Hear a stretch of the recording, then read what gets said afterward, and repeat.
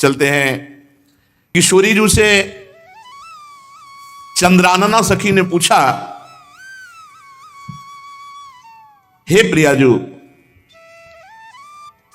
हे राधे, परम सौभाग्यदायक महान पुण्यजनक श्री कृष्ण की प्राप्ति कैसे होती है? प्रियाजू से पूछा। प्रियाजू ने कहा, बहुत जल्दी श्री कृष्ण की प्राप्ति कराने में समर्थ है श्री तुलसी महारानी जी। प्रियाजू का वो बताया हुआ उपाय श्री वृंदा सखी, ये वृंदावन की अधिष्ठात्री देवी हैं, ये वृंदावन की पूरी व्यवस्था को देखती हैं। प्यारे जू के नित्य केली की व्यवस्था करती हैं और इनकी कृपा के बिना कोई वृंदावन में प्रवेश नहीं कर सकता। ये हमारी प्यारी जू की प्रिय सखी वृंदा सखी श्री तुलसी महारानी जी। चंद्रानना सखी ने कहा, ये परम सौभाग्यदम राधे महापुण्यम वरप्रदम श्री कृष्णस्यापि लब्ध्यर्थम, तो उनका तुलसी सेवनम मतम, मेरे मत में यदि तुलसी जी की सेवा की जाए, तुलसी जी का यदि स्पर्श हो जाता है, तुलसी जी का नाम कीर्तन किया जाता है, तुलसी जी को प्रणाम किया जाता है, तुलसी जी का वृक्ष लगाया जाता है, तुलसी जी को जल अर्पित किया जाता है और तुलसी दल से नित्य भगवत सेवा की जाए, तो बहुत जल्दी श्री कृष्ण प्रसन्न हो जाते हैं। प्रतिदिन जो तुलसी जी की भक्ति करता है, तुलसी का पौधा रोप करके तुलसी जी का सिंचन करना, तुलसी जी को तिलक लगाना, तुलसी जी को माला पहनाना, तुलसी जी की परिक्रमा करना, तुलसी जी को प्रणाम करना, वो कोटि सहस्त्र युगों तक ऐसा महान सुकृत होता है कि भगवान श्री कृष्ण के नित्य समीप रहता है जो तुलसी जी की सेवा करता है। जब तक मनुष्य की लगाई हुई तुलसी की शाखा प्रशाखा बीज पुष्प सुंदर दल से तुलसी जी सुशोभित होती है, तब तक हजारों कल्पों में श्री हरिधाम में रहते हुए उसका कभी पुण्य नष्ट नहीं होता। जैसे एक दिन 1000 कल्प, 2 दिन 2000 कल्प, वो भगवान के नित्य धाम में महान सुकृत के बल से भगवत धाम में रहेगा, जो तुलसी जी का पक्का मान लीजिए। जब स्वयं में से तो तुलसी जी रोपण करके तुलसी जी का एक वन लगाया था और रोज नवीन नवीन मंजरी तुलसी दल लेकर प्रभु के चरणों में, कहीं ना कहीं तुलसी जी की कृपा हुई। वृंदावन, ये वृंदा अधिष्ठात्री देवी वृंदावन की है, इनकी कृपा के बिना। हे चंद्रादने, संपूर्ण पत्रों और पुष्पों को जो उतार करके सम्मान पूर्वक पहले प्रार्थना करनी चाहिए, हे वृंदा देवी, हे तुलसी जी, भगवान श्री हरि की पूजा के लिए या प्रियाजू की पूजा के लिए हम आपके कुछ मंजरी कुछ दल लेकर के सेवा करना चाहते हैं, आप कृपा करके मुझे दीजिए, और फिर उतार लें। ऐसे नोचना नहीं, बहुत सम्मान से बहुत प्यार से, तो तुलसी जी प्रसन्न होते हैं। जो मनुष्य तुलसी दल से श्री हरि की पूजा करता है, कोई भी पाप उसका स्पर्श नहीं कर सकता। पूर्व में किया हुआ कोई भी पाप उसको दंड नहीं मिलेगा, जो तुलसी जी की आराधना नित्य करता है। अब इतना जल भी ना चढ़ा दे, हमारे पुण्य हो जाए और तुलसी जी अंतर ध्यान, अनुकूल जल, जैसे मान लो गमले पे हैं तो इतना बड़ा तांबे का रोज उससे चढ़ा, अब भर के लोटा चढ़ा दोगे 2-4 दिन में अंतर ध्यान हो जाएंगे तुलसी जी। बहुत विवेक से जरूरत है, मतलब भारी पुण्य होगा। अब इतना बड़ा लोटा रोज जल चढ़ाओगे तो 2-4 दिन में पीली होके अंतर ध्यान हो जाएंगे। भाई इतना जल, अनुकूल जल चाहिए, एक तांबे का छोटा सा लिया, ऐसे रोज डालो, उसमें कोई फर्क नहीं, और गमला उठाकर धूप में विराजमान करो। सेवा का मतलब क्या है? जो तुलसी जी को जल अर्पित करके तुलसी जी की सेवा करता है, हरि चिंतन करता, कभी कोई पाप उसका स्पर्श नहीं कर सकता। 100 भार सोना, 400 भार चांदी का जो दान करने का फल होता है, वो एक तुलसी दल उतार, जो अपने द्वारा लगाई हुई तुलसी दल, वो हरि के चरणों में अर्पित हो। ये 100 भार सोना और चांदी बराबरी नहीं हो सकती। कितना महत्व है। जो रोज तुलसी दल चयन कर, द्वादशी को ना चयन करे, द्वादशी को मतलब बहुत बड़ा अपराध लगता है तुलसी दल का, इस मतलब तुलसी के वृक्ष का भी स्पर्श ना करे। प्रणाम नमस्कार दूर से, एक भी दल नहीं टूटना चाहिए। द्वादशी को ऐसा हमने महापुरुषों से सुना है कि मंजरी और पत्र उतारना ये ठीक नहीं, बिल्कुल नहीं ठीक है। ब्रह्म हत्या का फल लगता है, अगर जो पाप लगता है अगर कोई द्वादशी को तुलसी चयन, बहुत सावधानी से।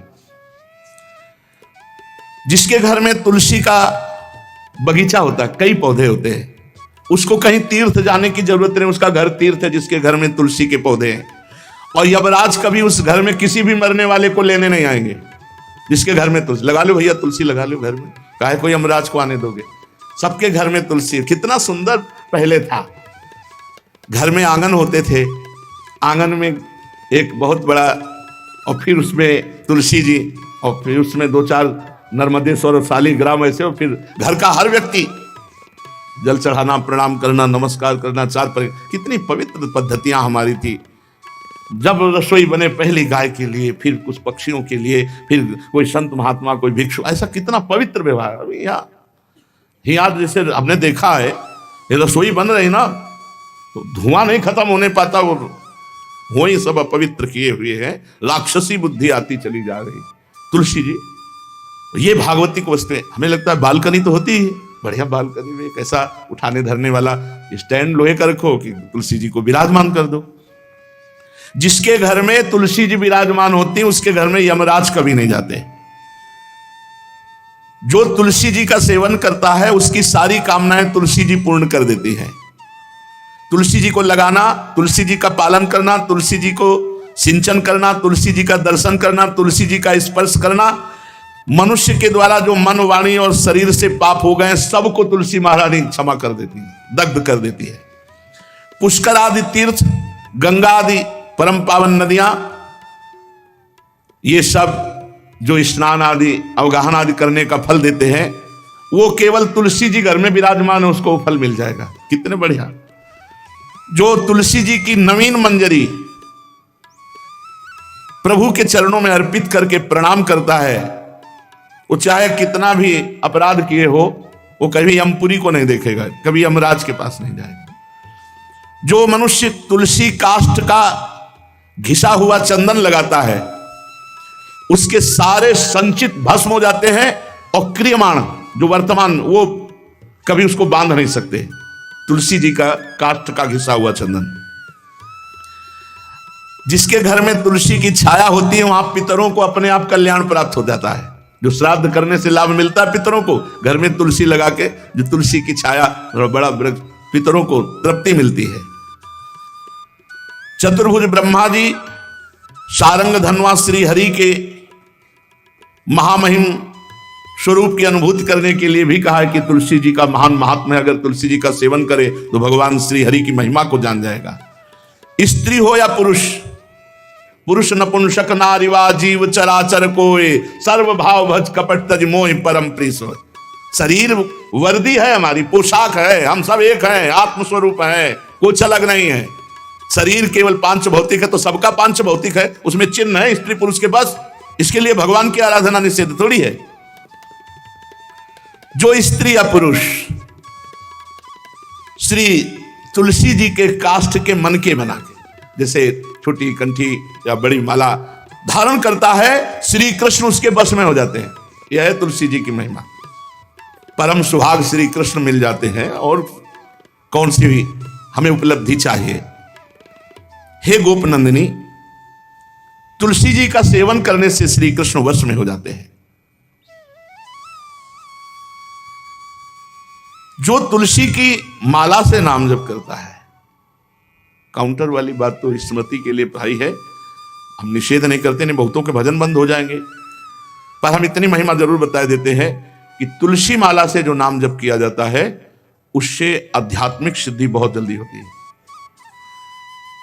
गुरुदेव भगवान कहते जो अंगुलियों से रगड़ होती है मनका से, उसमें आध्यात्मिक ऊर्जा शक्ति तुलसी माला से। प्लास्टिक पर भाई करो, निषेध नहीं कह रहे बंद हो जाएगा, वो भी राधा राधा कहना, वो हमें बंद नहीं करना। हम कह रहे तुम जैसे बने वैसे करो, लेकिन माला का बहुत बड़ा प्रभाव है। तुलसी परम पवित्र भगवान श्री हरि की प्रिया, और उनके काष्ठ को जब हम ऐसे ऐसे नाम के साथ, तो विशेष ऊर्जा शक्ति, आध्यात्मिक शक्ति हमें जागृत होती है। हो सके जिनको ऐसा बन सके तो छोटी एक वो आती है सुमिरनी, उसको रख लो, अपनी जेब में रख लो, उससे करो। और नहीं है तो भैया तुम इसी से करो, नाम जप करो। भाव को भाव अना खालसो, नाम जपत मंगल दिस दसो। सुंदर सुंदर तुलसी जी के वृक्षों के समीप बैठ करके जो अनुष्ठान किया जाए वो बहुत लाभदायक। श्रीमद् भागवत का, गोपाल सहस्त्र नाम का कोई भी पाठ तुलसी जी के समीप विराजमान करके किया जाए। आचार्य को बुला करके तुलसी पूजन करना चाहिए। विविध प्रकार के अनुष्ठान, अरे तभी तो सब मंगल होता है। पहले था, ने देखा है, 4 बजे माताजी दरवाजे के सामने लीपती, रोज का काम। जो पुराने घरों में देहरी के आगे आके 4 बजे लीप करके वहां अपना चौक पूर के दीपक जला, तो क्या पवित्रताएं थी, क्या मंगल था।